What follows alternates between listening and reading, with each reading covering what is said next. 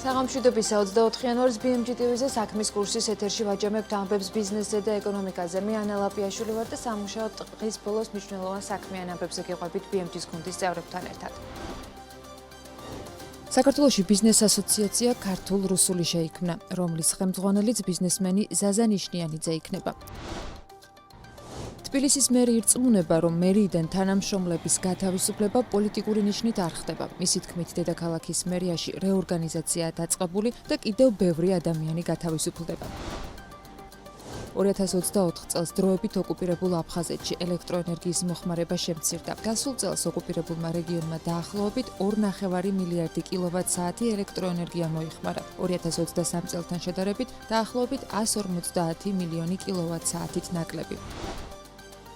ენერგოპრო ჯორჯიას ქსელში მიკროსიმძლავრის ელექტროსადგურების დადგმულმა სიმძლავრემ გამანაწილებელი ქსელის პიკურ დატვირთვას გადააჭარბა. სემეკმა ქსელში არსებული გამოწვევების ფონზე მზის ელექტროსადგურებისთვის დასაშვები დადგმული სიმძლავრის შემცირების გადაწყვეტილება მიიღო.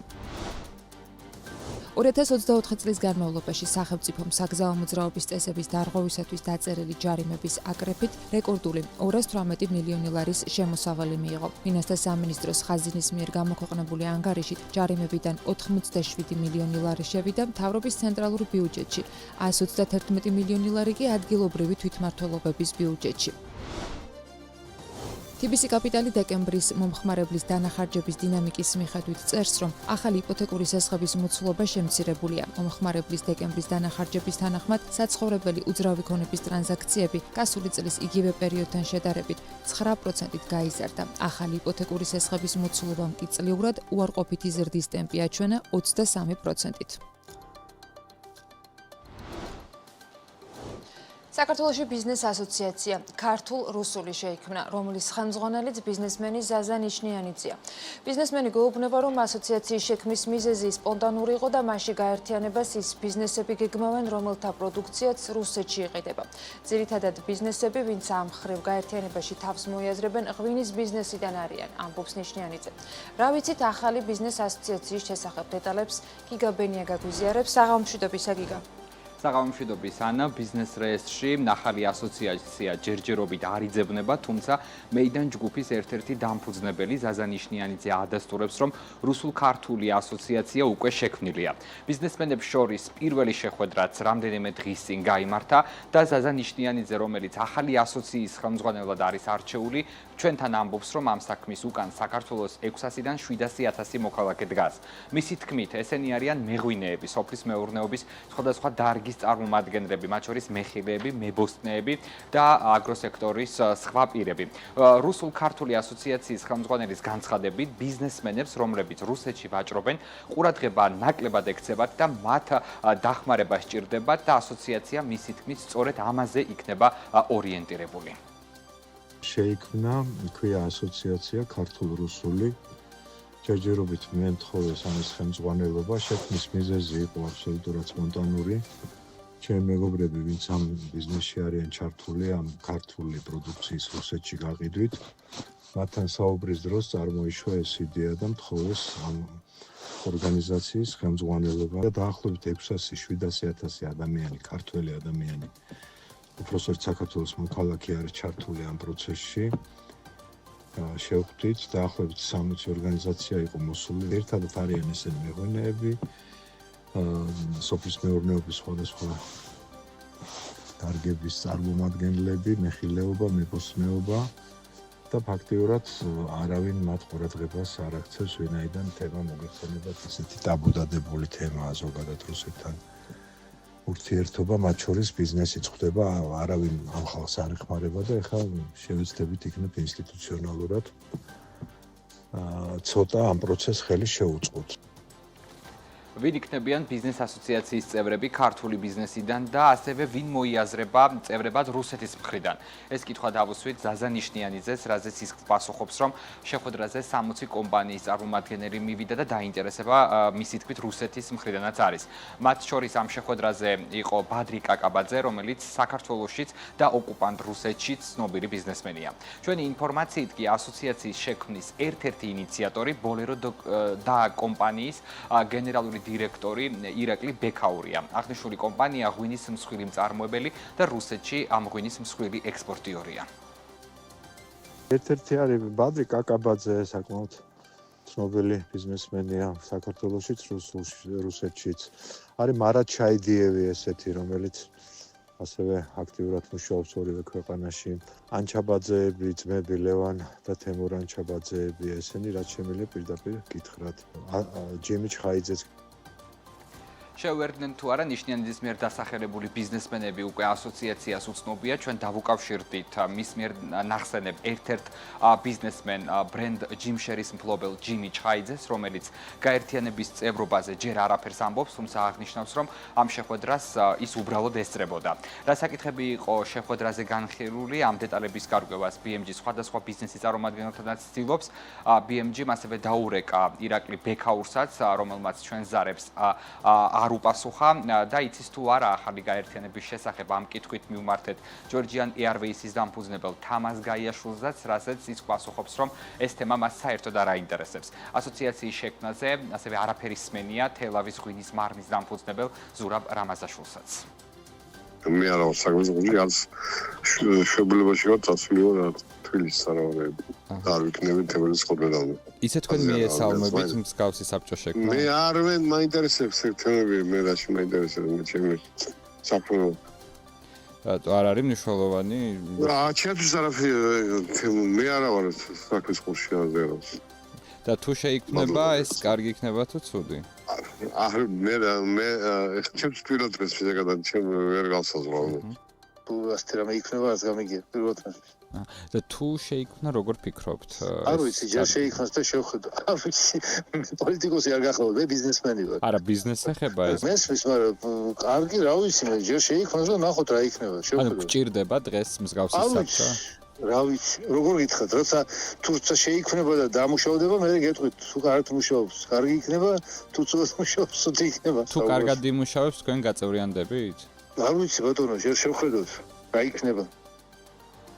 ახალი ასოციაციის შექმნასთან დაკავშირებით ინფორმაციის დასაზუსტებლად BMG რამდენიმე დღეა ბიზნესმენებს უკავშირდება, მათ შორის ამ გაერთიანებასთან დაკავშირებით კითხვა ლევან დავითაშვილსაც დავუსვით, რაზე პასუხადაც მან ჯერ კიდევ ორ შაბათს გითხრა, რომ ინფორმაციას ახალ გაერთიანებაზე არ ფლობს, დავითაშვილი ბიზნეს გაერთიანების არსებობას ზოგადად მიესალმება, თუმცა ვერ განმარტავს, როგორ შეიძლება დიპლომატიური ურთიერთობების არ ქონის ფონზე სახელმწიფო რაიმე ტიპის ბიზნეს გაერთიანებას დაეხმაროს, რაც ამ ბიზნეს ჯგუფის შექმნის мотиваცია გახდა. მადლობა გიგა ბენია საუბრობდა საქმის კურსის პირდაპირ ეთერში. ვინ არიან ბიზნეს გაერთიანებაში, კიდევ სხვა ბიზნესების წარმომადგენლები და რა მიზანს ემსახურება ეს გაერთიანება, ამაზე დეტალურად ვეცდებით, რომ უახლოეს დღეებში კიდევ ვისაუბროთ ჩვენი საქმიანი მაყურებლებისთვის და მკითხველებისთვის. საქართველოს ბიზნეს ასოციაციის წევრები კი შეთანხმდნენ, რომ ქვეყანაში მიმდინარე პროცესებზე ერთობლივი საჯარო განცხადება არ უნდა კეთდებოდეს, რადგან არის საკითხები, რაზეც ასოციაციის წევრებში ერთიანი პოზიცია არ არსებობს. ეს ასოციაციის აღმასრულებელმა დირექტორმა ლევან ვეფხვაძემ საქმიანი დილას ეთერში დღეს თქვა და განმარტა, რომ BMG-ის წევრთა მრავალფეროვნებიდან გამომდინარე საერთო პოლიტიკური აზრის არსებობა შეუძლებელია და ამიტომ ასოციაციისგან პოზიციის საჯარო დაფიქსირების საკითხი, მათ შორის free business-ის მოთხოვნებს შეერთებულმა კომპანიებმაც დღის წესრიგიდან მოხსნეს. 20 იანვარს BMG-ის წევრების გაფართოებული შეხვედრა იყო, სადაც განხილვის ერთ-ერთი თემა სწორედ ქვეყანაში მიმდინარე პროცესებთან დაკავშირებით საერთო პოზიციის დაფიქსირება არ დაფიქსირების თემა იყო. ლევან ვეფხვაძე ამბობს, რომ ამ საკითხს არაერთი შეხვედრა დაეთმო წინა პერიოდშიც. ერთი საკითხია, რომელზეც საბოლოო ჯამში ამ ყველა შეხვედრის მერე მივედით, რომ საერთო ერთიანი პოლიტიკური აზრის არსებობა ასოციაციაში შეუძლებელია, რომ არსებობდეს.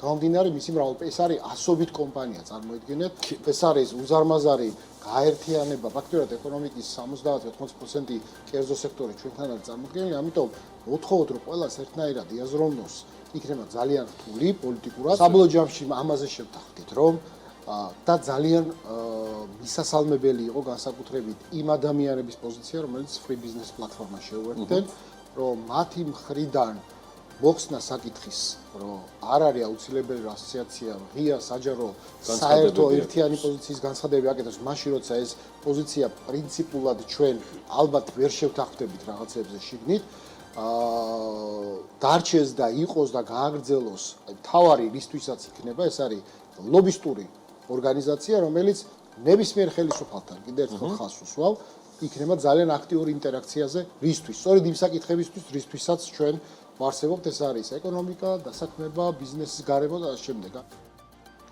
TBC კაპიტალი დეკემბრის მომხმარებლის დანახარჯების დინამიკის მიხედვით TBC ბანკის არხებით ახალი იპოთეკური სესხების მოცულობის შემცირებაზე წერს. მიმოხილვის თანახმად გასული წლის დეკემბერში როგორც ჯამური უნაღდო დანახარჯების მოცულობა, ისე უნაღდო ტრანზაქციების რაოდენობა წლეურად გაიზარდა, თუმცა მომხმარებლის დანახარჯების ზრდის ტემპი შენელდა. TBC-ის არხებით განხორციელებული ჯამური უნაღდო დანახარჯები დეკემბერში წლეურად 15%-ით, უნაღდო ტრანზაქციების რაოდენობა კი წლეურად 9%-ით არის გაზრდილი. მაშინ როცა 2023 წლის დეკემბერში დანახარჯების წლიური ზრდა 20%, ტრანზაქციების კი 35%-იანი იყო. მომხმარებლის დეკემბრის დანახარჯების თანახმად თბილისში საცხოვრებელი უძრავი ქონების ტრანზაქციები წლის ბოლოსთვის გასული წლის იგივე პერიოდთან შედარებით 9%-ით გაიზარდა, ხოლო ახალი იპოთეკური სესხების მოცულობამ წლეურად უარყოფითი ზრდის ტემპი 23%-ით აჩვენა, ანუ 23%-ით შემცირება იყო. სამშენებლო მასალებზე უნაღდო დანახარჯების წლიური 11%-იანი ზრდა იყო წლის ბოლოს, ელექტრონიკაზე TBC ბანკის არხებით უნაღდო დანახარჯებმა 18%-იანი წლიური ზრდა შეადგინა. ავეჯსა და მოწყობილობებზე კი გასულ წელთან შედარებით უნაღდო დანახარჯებზე 11%-იანი ზრდა დაფიქსირდა. აქვე არის დღევანდელ კურსთან დაკავშირებითაც განახლებული ინფორმაცია. ბანკთა შორისი ვაჭრობის შედეგად ეროვნული ბანკის მიერ გამოქვეყნებული მონაცემებით ეროვნული ვალუტა გაუფასურდა. ლარი დოლართან მიმართებით 2 თეთრით არის გაუფასურებული და 1 დოლარის ღირებულება შესაბამისად 2 ლარი და 88 თეთრია. 1 ევროს ფასი 4 თეთრით გაძვირდა და შედეგად 1 ევროს ღირებულება 3 ლარი და 2 თეთრი გახდა.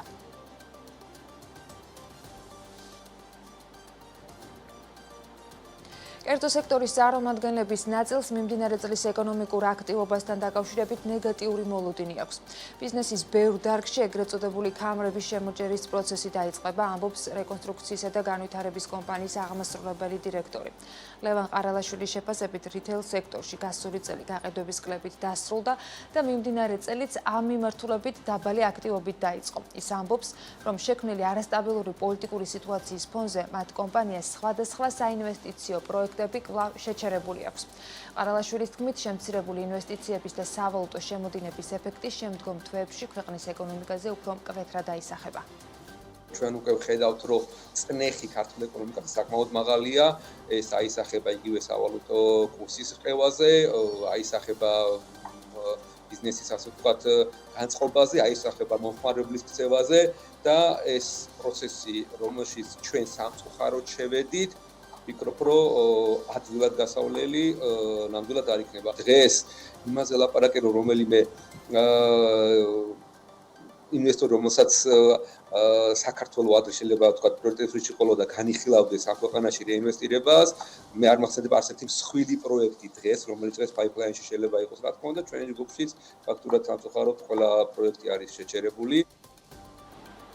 ქვეყანაში შექმნილი პოლიტიკური კრიზისი დეკემბერში დასაქმების ბაზარზეც აისახა. PMCG-ის დასაქმების ტრეკერის ინფორმაციით, გასული წლის მიწურულს JobsG-ზე 4964 ვაკანსია გამოქვეყნდა. ნოემბერთან შედარებით კლება 20%-ს გასცდა. წინა წლის შესაბამის პერიოდთან შედარებით კი 5%-ით შემცირება. ვაკანსიების კლებაზე საუბრობენ ქვეყნის კიდევ ერთ მსხვილ დასაქმების სააგენტოშიც. გამოკვეთილია სტუმარ მასპინძლობის ინდუსტრია, სადაც ფაქტობრივად ახალ კადრებს აღარ ეძებენ. როგორ მოქმედებს ქვეყანაში მიმდინარე პროცესები შრომის ბაზარზე და განსაკუთრებით რომელ სექტორებში არის შემცირებული ვაკანსიები, ელენე გოგბერაშვილი არკვევდა. ქვეყანაში შექმნილი პოლიტიკური კრიზისი დეკემბერში დასაქმების ბაზარზეც აისახა. დასაქმების სააგენტოებში ვაკანსიების კლება ოქტომბრიდან დაიწყო და პიკს დეკემბერში მიაღწია. PMCG-ის მონაცემებით JobsG-ზე ოქტომბრიდან დეკემბრის ჩათვლით 19011 ვაკანსია გამოქვეყნდა, რაც წინა წლის ანალოგიურ პერიოდს 3.5%-ით ჩამორჩება. დეკემბერში კი ვაკანსიების რაოდენობა 4964-მდე შემცირდა. დეკემბერში ნოემბერთან შედარებით კლება 20.2%. 2023 წლის დეკემბერთან შედარებით კი 5%-ია. PMCG-ის მკვლევარი დასაქმების ბაზარზე ვაკანსიების შემცირებას სეზონურობასთან ერთად ქვეყანაში მიმდინარე პოლიტიკურ პროცესებს უკავშირებს. ის რომ ოქტომბერი, ნოემბერი, დეკემბრის პერიოდში გამოქვეყნებული ვაკანსიების რაოდენობა არის კლებადი, ეს არის ბუნებრივი პროცესი და ამ ტენდენციას ჩვენ ხვდებოდით გასული წლების განმავლობაშიც. თუმცა რასაც ეხლა ხვდებით არის ის, რომ გარდა სეზონურობით გამოწვეული ფაქტორისა, არის კიდე სხვა ფაქტორები, რომლებიც გამოიწვია არა თუ ოქტომბერ, ნოემბერ, დეკემბერში კლება, არამედ გასული წლის ანალოგიურ პერიოდთან შედარებით კლებაც. ეს უკვე ქვეყანაში არსებული პოლიტიკური კრიზისის შედეგად გამოწვეული გაურკვევლობის შედეგია, რომლის გამოც უკვე ბიზნესები ერიდებიან ახალი კადრების აყვანას და შესაბამისად ნაკლებია გამოქვეყნებული ვაკანსიების რაოდენობა. ვაკანსიების კლებაა ქვეყნის ერთ-ერთ მსხვილ კიდევ ერთ დასაქმების სააგენტოში. HRG-ს წარმომადგენელი ამბობს, რომ განსაკუთრებული კლება ჰორეკა სექტორშია, სადაც ბოლო 3 თვეში ვაკანსიები 17%-ით შემცირდა.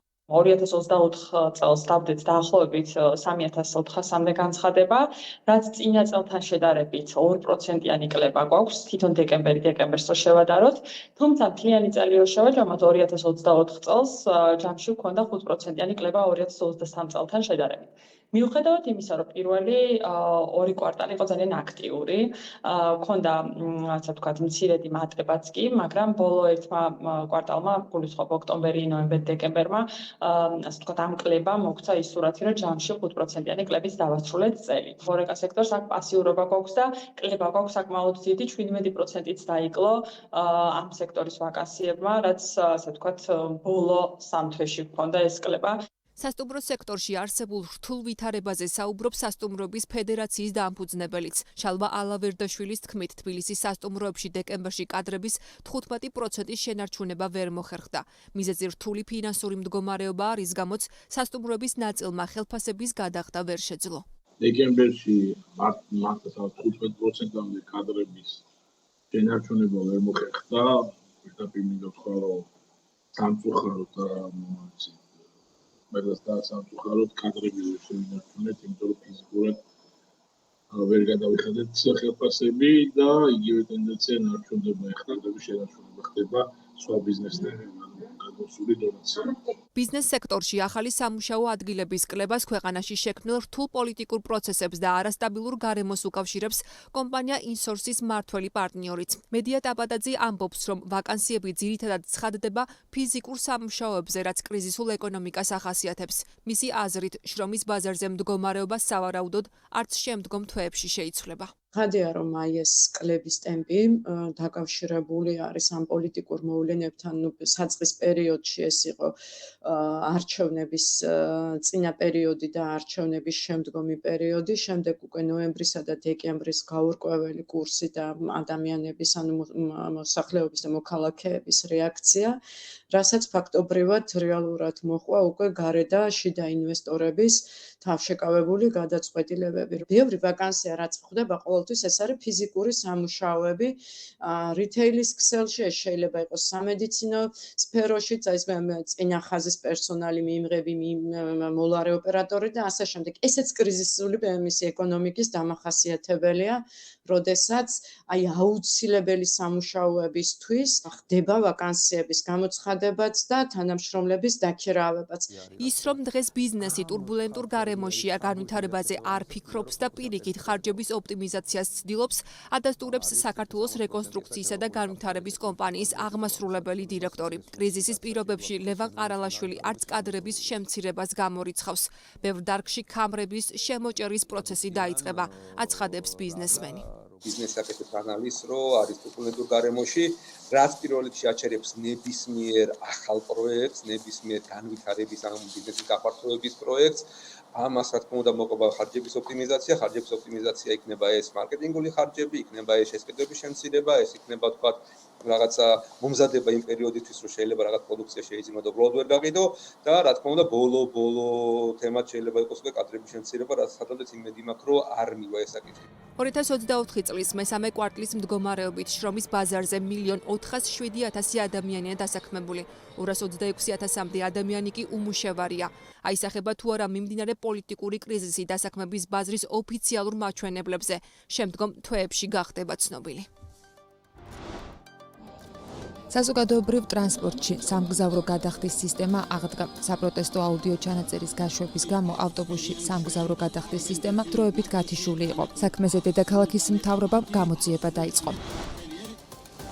აეროპორტების გაერთიანების მიერ ქუთაისის საერთაშორისო აეროპორტში ავტობუსით მგზავრთა გადაყვანის მომსახურებაზე უფლების მოსაპოვებლად ინტერესი სამა სატრანსპორტო კომპანიამ დააკმაყოფილა და ჯორჯიან ბას და ომნიბას ექსპრესთან ერთად მგზავრთა გადაყვანას ქუთაისის საერთაშორისო აეროპორტამდე და პირიქით მესამე სატრანსპორტო კომპანია მეტრო ჯორჯია განახორციელებს.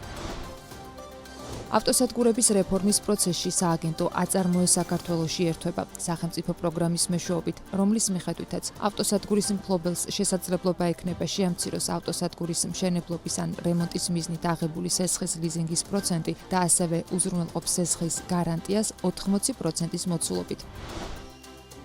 მთავრობა 2027 წლამდე მოსახლეობის შემცირებას ელოდება. ამასთან დაკავშირებით ევროკავშირისათვის გაგზავნილი 2025-27 წლების ეკონომიკური პროგრამის დოკუმენტშია ნათქვამი.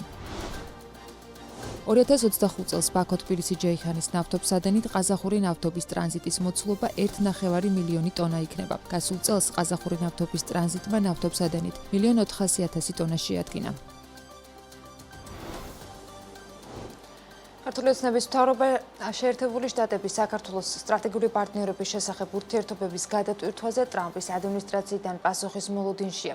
ირაკლი კობახიძემ ჟურნალისტის კითხვის საპასუხოდ განაცხადა ამასთან დაკავშირებით, არის თუ არა ურთიერთობის გადატვირთვის შესახებ რაიმე სიგნალი ახალი პრეზიდენტის ადმინისტრაციიდან. კობახიძე ამბობს, რომ საქართველო ამერიკის შეერთებულ შტატებს ურთიერთობების გადატვირთვის გზამკვლევს თავაზობს, რაც სტრატეგიული პარტნიორობის ახალი ფურცლიდან დაწყებას გულისხმობს.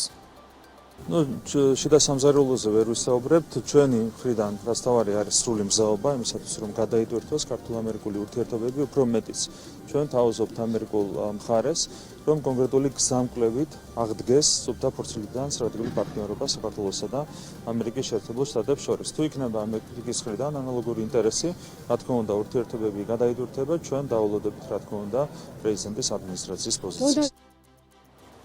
მომავალ კვირას ევროსაბჭოს საპარლამენტო ასამბლეის ზამთრის სესიაზე იქნება მცდელობა, რომ საქართველოს პარლამენტის დელეგაციას უფლებამოსილება შეუზღუდონ. ამას ფრაქცია ქართული ოცნების დეპუტატი გივი მიქანაძე ამბობს და განმარტავს, რომ საუბარია იმაზე, რომ საქართველოს პარლამენტის დელეგაციას ევროსაბჭოს საპარლამენტო ასამბლეაში უფლებამოსილება შეუჩერონ, რაც იმას ნიშნავს, რომ დელეგაცია ვერ მიიღებს მონაწილეობას სხდომებში, არ ექნება სიტყვით გამოსვლის და ხმის მიცემის უფლება, მაგრამ საქართველო ევროსაბჭოს წევრ ქვეყნად დარჩება. ქართული ოცნების დეპუტატი აღნიშნავს, რომ ეგრეთ წოდებული deep state-ისათვის მიუღებელია საქართველოში მშვიდობაზე ორიენტირებული ხელისუფლების არსებობა და ყველა მიმართულებით ცდილობს საკუთარი შესაძლებლობები გაააქტიუროს. მე-11 მოწვევის პარლამენტმა, რომელიც ქართული ოცნების და ხალხის ძალის დეპუტატებით არის დაკომპლექტებული, საერთაშორისო ორგანიზაციებში საპარლამენტო დელეგაციები საშემოდგომო სესიაზე დაამტკიცა.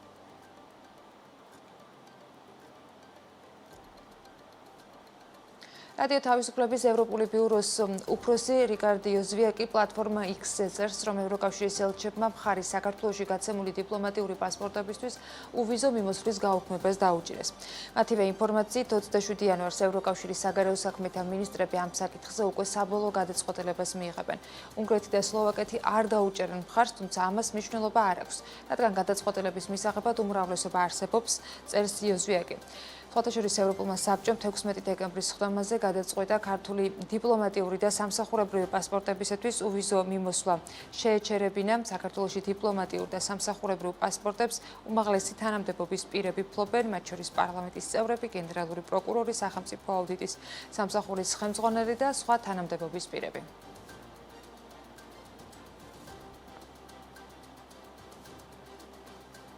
როცა ძალაუფლების მქონე პირი იყენებს მის მიერ დაქვემდებარებულ სისტემას ადამიანის წინააღმდეგ, რომელიც მის დავალებებს არ ასრულებს, ეს პოლიტიკური მიზნით დევნაა. თქვა თანაინვესტირების ფონდის ყოფილმა ხელმძღვანელმა გიორგი ბაჩიაშვილმა საქალაქო სასამართლოში დღეს, სადაც მისი სასამართლო პროცესი გრძელდება. ბაჩიაშვილის თქმით, ქართული ოცნების საპატიო თავმჯდომარის ბიძინა ივანიშვილის მიერ მისთვის გაგზავნილი წერილი 5,000 ბიტკოინის მოთხოვნასთან დაკავშირებით გამოძალვის მიზნით მუქარაა. პროკურატურა ბაჩიაშვილს 2017 13 წელს განხორციელებულ ქმედებას ედავება. პროკურატურის ინფორმაციით, ბაჩიაშვილმა ინვესტორს ჩადებული ინვესტიციიდან მიღებული სრული მოგების სანაცვლოდ მხოლოდ დაახლოებით $9 მილიონი გადასცა, ხოლო დარჩენილი ინვესტორის კუთვნილი 8,986 ბიტკოინი მიითვისა, რომლის ღირებულებაც იმ პერიოდში $39 მილიონ აჭარბებდა. როდესაც პოლიტიკური აბსოლუტური ძალაუფლების პირი იყენებს მის მიერ დაქვემდებარებულ სისტემას, ადამიანის წინააღმდეგ, რომელიც არ ასრულებს მის პოლიტიკურ დავალებებს და ეწინააღმდება მის პოლიტიკურ დღესწესრიგს, ეს არის პოლიტიკური მიზნით და პოლიტიკური ძალაუფლებით განხორციელებული ადამიანის დევნა. დღეს არის მეორე დღე ივანიშვილის მიერ დადგმული სპექტაკლის, რომელშიც მონაწილეობენ ისო და ისო მხოლოდ და მხოლოდ ივანიშვილის წარმომადგენლები და მე. შესაბამისად, დღეს დავუსვათ ძალიან საინტერესო კითხვებს და ძალიან ბევრ ახალ ინფორმაციას შეიტყობს მაყურებელი. როდესაც დამნაშავეებს ყავთ ადამიანი გატაცებული და ისინი აკრძალავენ მორიგების წერილს, ეს არის გამოძალვის წერილი. რას გულისხმობ? მე ვარ ყველანაირი კანონის გარეშე, აქ ამ ქვეყანაში ჩაგედილი, მაქვს დაყადაღებული ყველაფერი და მემუქრებიან სასჯელით. სასამართლოს ნომას დაიკითხება 3 მოწმე, მათ შორის დაიკითხება დაზარალების წარმომადგენელი, რომლის ჩვენება იქნება ძალიან მნიშვნელოვანი მტკიცებულება გამოძიების პროცესში, როდესაც იქნა დამკითხული, რა თქმა უნდა, ძალიან დეტალური ინფორმაცია მიაწოდა მან გამოძიებას.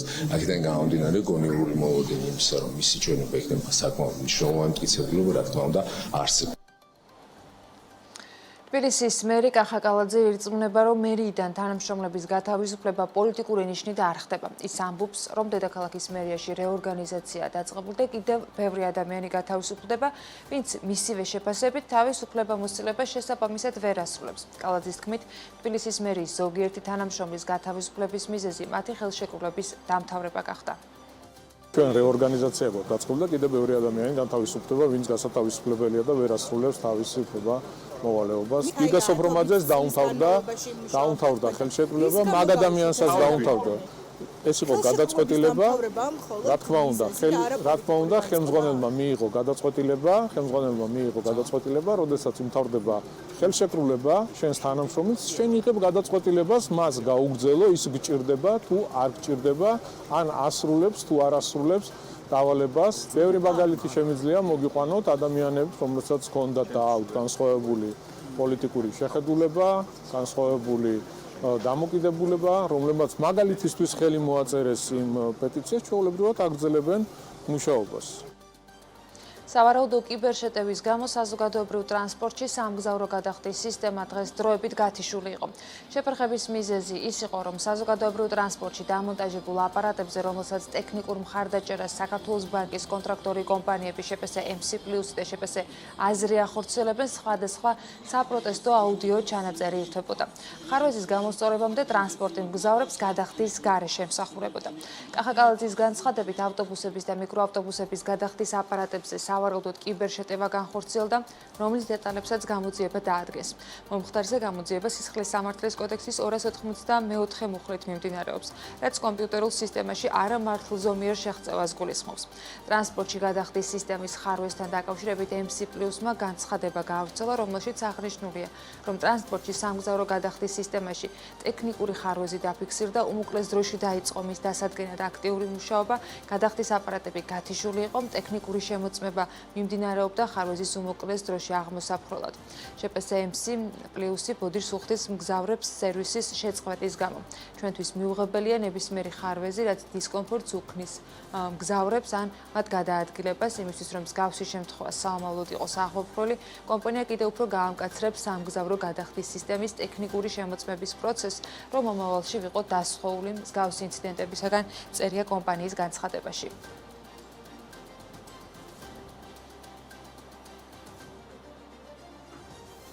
ჯორჯიან ბას და ომნიბუს ექსპრესთან ერთად მგზავრთა გადაყვანას ქუთაისის საერთაშორისო აეროპორტამდე და პირიქით მესამე სატრანსპორტო კომპანია მეტრო ჯორჯიაც განახორციელებს. აეროპორტების გაერთიანების ინფორმაციით სატრანსპორტო კომპანიამ აეროპორტში ოპერირება უკვე დაიწყო და მგზავრებს დანარჩენი ორი კომპანიის მსგავსად თბილისიდან და ბათუმიდან გადაიყვანს.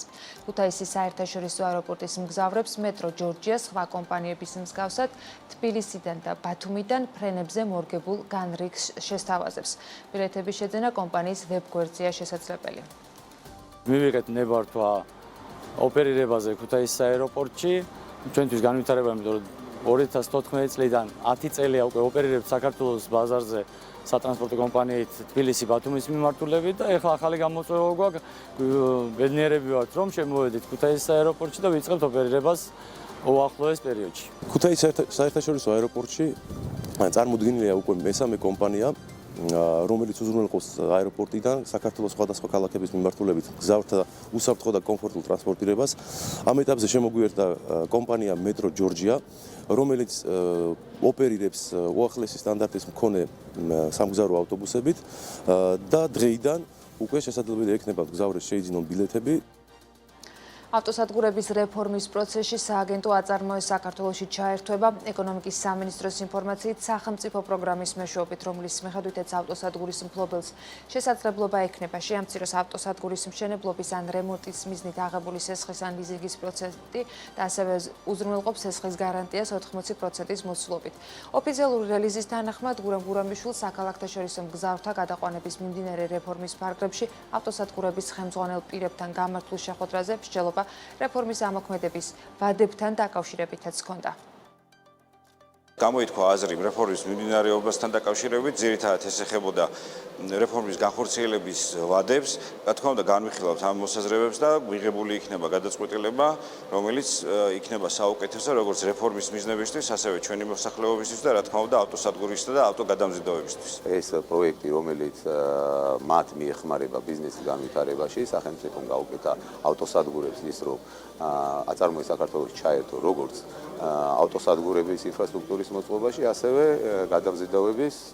გადამზიდავებთან დახმარებაში, რომ მათ შეიძინონ M3 კატეგორიის ავტობუსები. ამ კონკრეტული საქმიანობის ჭრილში აწარმოეს საქართველოში ახდენს კომერციული ბანკების და სალიზინგო კომპანიების მიერ გაცემული სესხის და ლიზინგის საგანზე პროცენტის თანადაფინანსებას მთელი სესხის და ან ლიზინგის შემთხვევაში და ამავდროულად სესხის შემთხვევაში ახდენს სესხის გარანტიას არაუმეტეს 80%-ის მოცულობით. საქართველოს დამოუკიდებლობის მანძილზე ამ ინდუსტრიაში რეფორმა არ განხორციელებულა და ამიტომ ჩვენ როგორც ამ სექტორის წარმომადგენლები იმედის თვალით ვუყურებთ.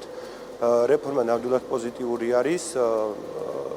ჩვენ მუშაობთ რეფორმის იმპლემენტაციაზე. ეს რეფორმა კანონის ფარგლებში აქცევს ყველა ავტოსადგურს და გადამზიდს, რაც უფრო აჯანსაღებს და აუმჯობესებს სახმელეთო ტრანსპორტის მოძრაობას ქალაქში, ქალაქგარეთ და სახელმწიფოს ფარგლებს გარეთ.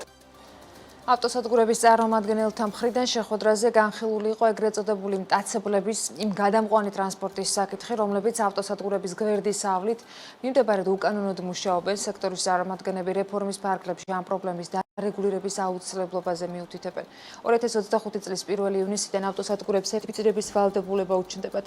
სერტიფიცირების ფასი სადგურის კატეგორიის მიხედვით 1000 ლარიდან 10000 ლარამდეა. სერტიფიკატი 5 წლის ვადით გაიცემა და 1 ივნისიდან 150 კილომეტრზე მეტით დაშორებულ პუნქტებს შორის მგზავრების გადაყვანა მიკროავტობუსებით აიკრძალება და საშვები მხოლოდ ავტობუსით იქნება.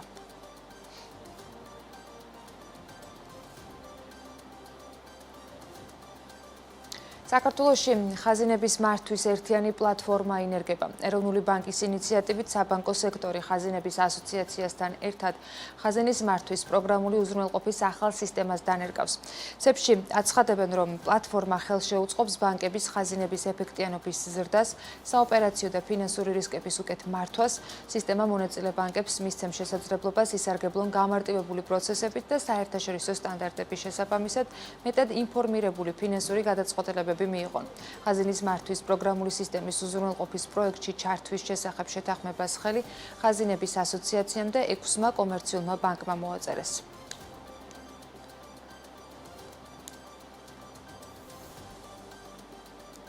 2024 წელს დროებით ოკუპირებულ აფხაზეთში ელექტროენერგიის მოხმარება შემცირდა. გასულ წელს ოკუპირებულმა რეგიონმა დაახლოებით 2.5 მილიარდი კილოვატ-საათი ელექტროენერგია მოიხმარა. 2023 წელთან შედარებით დაახლოებით 150 მილიონი კილოვატ-საათით ნაკლები. აქედან თითქმის 418 მილიონი კილოვატ-საათი ელექტროენერგია რუსეთიდან იმპორტირებული, ხოლო დარჩენილი ნაწილი ენგურჰესის და ვარნილჰესის მიერ გამომუშავებული ელექტროენერგია იყო. რეგიონმა რუსეთიდან იმპორტირებული ელექტროენერგია იანვარ-თებერვალ-მარტ მარტში მოიხმარა. აფხაზეთის ომის შემდეგ, როდესაც ენგურჰესის შენობა, ქვესადგური და ვარნილჰესი მთლიანად რუსეთ-აფხაზეთის მიერ კონტროლირებულ ტერიტორიაზე დარჩა, ხოლო კაშხალი, წყალსაცავი და დერივაციული გვირაბის ნახევარი გამყოფი ხაზის აქეთ მოხდა არაფორმალური ზეპირი შეთანხმება ენგურ-ვარდნილის კასკადის გამომუშავების განაწილებაზე აფხაზეთსა და დანარჩენ საქართველოს შორის 40-60-ზე პროპორციით, რაც იმ პერიოდისათვის გამყოფი ხაზის სხვადასხვა მხარეს დარჩენილი აქტივების შეფასებულ ღირებულებას შეესაბამებოდა.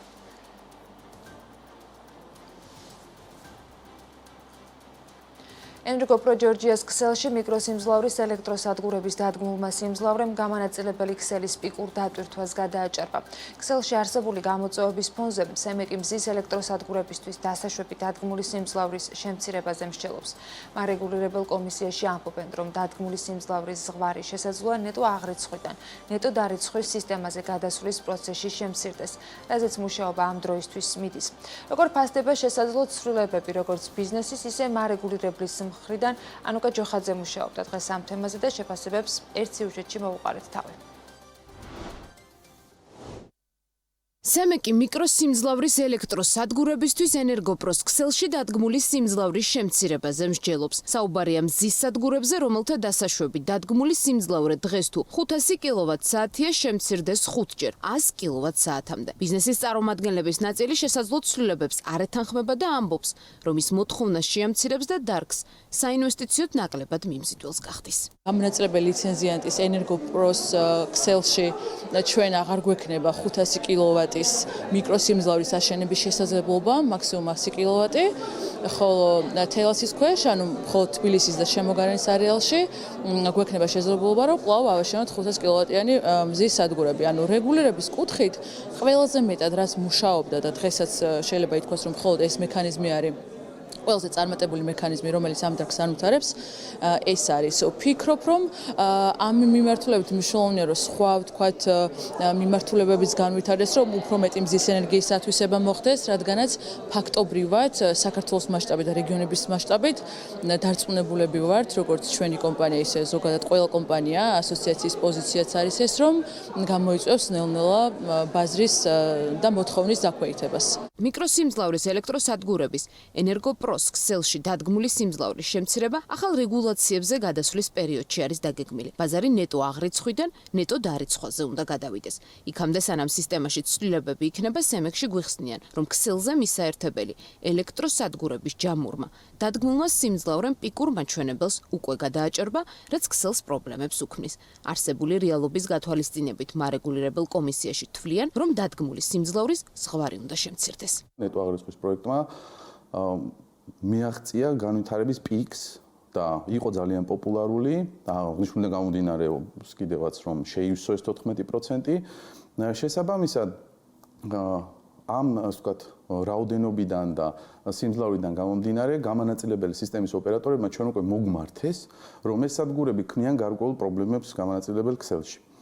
უნდა აღნიშნო ასევე რომ ელექტროენერგია როგორც ვიცით არის მყისიერი მოხმარების პროდუქტი და შესაბამისად აღნიშნული პროდუქტი საჭიროებს მართვას და ეს სადგურები კიდევ არის ეს ვთქვათ უმართავი სადგურები, ვინაიდან არ იმართება ელექტროსისტემის დისპეჩერების მიერ და შესაბამისად ქმნის საფრთხეს, რომ ვთქვათ ტექნიკური ხარვეზები გამოიწვიოს გამანაწილებელ ქსელში და გააუარესოს ელექტროენერგიის ხარისხის პარამეტრები. ნეტო აღრიცხვის სისტემიდან ნეტო დარიცხვაზე გადასვლის საჭიროებას ბიზნესი ეთანხმება და ამბობენ, რომ პროცესში პრობლემური გარდამავალი პერიოდია, რა დროსაც მარეგულირებელი დასაშვები დადგმული სიმძლავრის შემცირებას განიხილავს. კერძო სექტორში ამბობენ, რომ სემეკთან ნეტო დარიცხვის სისტემის ამოქმედებასთან ერთად დადგმულ სიმძლავრეზე შემცირებული ზღვრის გაუქმება განიხილეს, რაც საჭირო ინვესტირებისთვის მიმზიდველი გარემოს შესანარჩუნებლად იქნება. ვეპყრობით ამ ნეტო დარიცხვის მოდელის დანერგვას, თუმცა აუცილებლად ეს 500 კილო ეს არ უნდა იყოს 100 კილოვატი სიმძლავრის, როგორც ეხლა ეს მაგალითად ენერგოპროს ქსელში გვექნება. სემეკიდან მივიღეთ დაპირება ჩვენ შეხვედრაზე, რომ გაზაფხულზე უკვე გვექნება სრული სახით ჩამოყალიბებული ნეტო დარიცხვის მოდელი, თუ რაზე უნდა გადავიდეთ და აქედან გამომდინარე, რა თქმა უნდა, მანამდე კონსულტაციებიც იქნება და შევჯერდებით თუ როგორ უნდა გადავიდეთ ამ მოდელზე და საუბარი არის ასევე იმაზეც, რომ ეს არ იქნება რაიმე, ასე ვთქვათ, სიმძლავრის შეზღუდვით. ანუ წარმოვიდგინოთ, რომ ის ასე ვთქვათ 500 კილოვატიანი სიმძლავრის ლიმიტი დაბრუნდება გაზაფხულიდან. ეს მოლოდინი გვაქვს ბიზნეს. ენერგეტიკული გაერთიანების რეკომენდაციით ბაზრის ახალი მონაწილეებისთვის ნეტო აღრეცხვის ეტაპობრივი გაუქმება 2026 წლის 31 დეკემბრამდე უნდა მოხდეს და ეგრეთ წოდებული ნეტო დარეცხვის სისტემა უნდა ამოქმედდეს, რაც შესაბამის დოკუმენტშიც იკითხება. ცვლილებებით თუ ბაზრის მონაწილეები დღეს ნეტო აღრეცხვის სისტემის მეშვეობით ჭარბი ელექტროენერგიის მომავალი მოხმარებისთვის გამოყენებას ახერხებენ, ნეტო დარეცხვის შემთხვევაში ქსელში მიწოდებული ჭარბი ელექტროენერგიის კრედიტად შენახვას ისინი ვეღარ შეძლებენ და სანაცვლოდ ბაზრის მონაწილისთვის მისი ფინანსურად ანაზღაურება მოხდება. ჯერჯერობით ბიზნესი ამ მიმართულებით საკანონმდებლო ცვლილებების მოლოდინშია, თუმცა მანამდე სემექსში დადგმული სიმძლავრის ზღვრის შემცირებაზე იმსჯელებენ. სხდომა 30 იანვარს არის ჩანიშნული. რუსეთის ფედერაციის საბჭომ მთავრობას ქვეყანაში ხილის და კენკრის იმპორტის შეზღუდვის ან მთლიან აკრძალვაზე მიმართა. მიზეზად ხარისხის სტანდარტების დარღვევა დაასახელა. გაზპრომის სტრატეგიული ბლოკის დეპარტამენტის ხელმძღვანელის ინფორმაციით, რუსეთში არსებული გაზის ფასები გაზპრომის რესურსის საჭიროებებს ვეღარ ფარავს, რაც გრძელვადიან პერსპექტივაში გაზის მიწოდების საიმედოობაზე აისახება. დონალდ ტრამპმა დავოსის მსოფლიო ეკონომიკურ ფორუმზე გამოსვლისას უკრაინის წინააღმდეგ რუსეთის ომის დასასრულებლად საუდის არაბეთს და ოპეკის ქვეყნებს ნავთობის ფასების დაწევისკენ მოუწოდა. დონალდ ტრამპმა ჯონ კენედის, რობერტ კენედის და მარტინ ლუთერ კინგის მკვლელობასთან დაკავშირებული დოკუმენტების გასაჯაროების განკარგულებას ხელი მოაწერა. განკარგულება ეროვნული დაზვერვის დირექტორს და გენერალურ პროკურორს 15 დღის ვადაში ავალდებულებს შეათანხმონ მოქმედებები ეროვნული უსაფრთხოების საკითხებში პრეზიდენტის ასისტენტთან და ტრამპის იურიდიულ მრჩეველთან, რათა წარუდგინონ პრეზიდენტს ჯონ კენედის მკვლელობასთან დაკავშირებული ჩანაწერების სრული და სრულყოფილი გაშუქების გეგმა. სიეტლში შტატების ფედერალურმა მოსამართლემ დროებით შეაჩერა ამერიკის შეერთებული შტატების პრეზიდენტის დონალდ ტრამპის აღმასრულებელი განკარგულება, რომელიც ამერიკაში დაბადებით მოქალაქეობის მოპოვების უფლებას ზღუდავს. მოსამართლემ განკარგულება აშკარად არაკონსტიტუციურად მიიჩნია და გააკრიტიკა იურისტები, რომლებმაც აღმასრულებელ ბრძანებას მხარი დაუჭირეს. 2025 წელს ბაქო-თბილისი-ჯეიჰანის ნავთობსადენით ყაზახური ნავთობის ტრანზიტის მოცულობა 1,9 მილიონი ტონა იქნება. ყაზახეთის ენერგეტიკის სამინისტროს ინფორმაციით, გასულ წელს ყაზახური ნავთობის ტრანზიტმა ნავთობსადენით 1,400,000 ტონა შეადგინა, რაც გეგმით გათვალისწინებულ 1,9 მილიონ ტონაზე ნაკლები იყო. სამინისტროში აცხადებენ, რომ წელს გეგმა რჩება გასული წლის დონეზე და წელსაც 1,9 მილიონი ტონა ნავთობის გატარება არის ნავარაუდები. ბაქო-თბილისი-ჯეიჰანის მილსადენით გადატვირთული ყაზახური ნავთობის მოცულობა 2023 წელთან შედარებით 400,000 ტონით არის გაზრდილი. 2024 წლის განმავლობაში სახელმწიფომ საგზაო მოძრაობის წესების დარღვევისთვის დაწერილი ჯარიმების აკრეფით რეკორდული 218 მილიონი ლარის შემოსავალი მიიღო. ფინანსთა სამინისტროს ხაზინის მიერ გამოქვეყნებული ანგარიშის თანახმად დაწერილი ჯარიმებიდან 87 მილიონი ლარი ცენტრალური მთავრობის ბიუჯეტში შევიდა, 131 მილიონი ლარი კი ადგილობრივი თვითმმართველობების ბიუჯეტში. 2023 წლის განმავლობაში საგზაო მოძრაობის წესების დარღვევისთვის გამოწერილი ჯარიმების მოცულობა 216 მილიონი ლარი იყო. შესაბამისად, ამ მიმართულებით დაწერილი საჯარიმო შემოსავლები წელს 2 მილიონით გაიზარდა.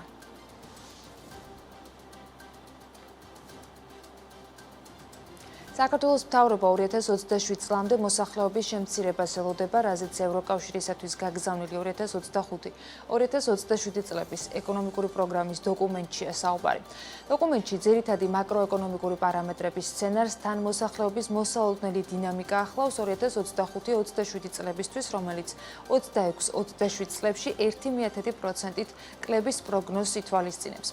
2024 წლის ნოემბერ-დეკემბერში საქართველოს მოსახლეობის ზომის დასადგენად საქსტატმა საყოველთაო აღწერა ჩააწერა, რომლის წინასწარი შედეგებიც წელს უნდა გახდეს ცნობილი.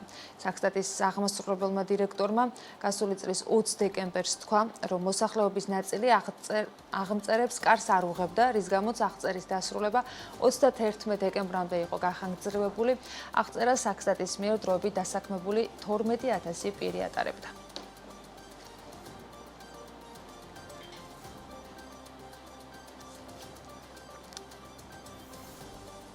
ასეთი იყო საქმის კურსის შემაჯამებელი გამოშვება ამ დროისათვის. წინ საქმიანი საღამო გელოდებათ, რომელსაც გიორგი არონია და გიორგი თოლორდავა გაუძღვებიან. დროებით.